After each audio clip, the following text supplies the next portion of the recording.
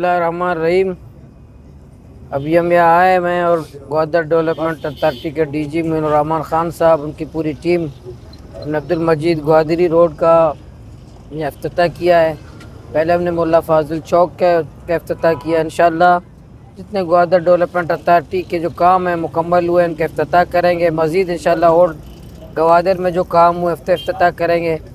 हमने जो पहले भी आवाम से कहा था, वादा किया था कि 2026 से इंशाअल्लाह 2026 ग्वादर की तरक्की के लिए, क्लीन एंड ग्रीन ग्वादर के लिए हम सब मिल के सूबाई हुकूमत के तावन से, वज़ीर आला साहब के तावन से इंशाअल्लाह Gwadar development authority, Gwadar port authority, municipal committee Gwadar, हम सब मिल के इंशाअल्लाह 2026 को ग्वादर को क्लीन एंड ग्रीन बनाएंगे इंशाअल्लाह। जैसा कि आप जानते हैं कि ग्वादर की तरक्की में जीडीए का एक कलीदी किरदार है। ग्वादर के तमाम इंफ्रास्ट्रक्चर डेवलपमेंट, चाहे वो रोड्स हों, पार्क्स हों, स्कूल, हॉस्पिटल, इन सब में जीडीए का एक बहुत बड़ा कंट्रीब्यूशन है।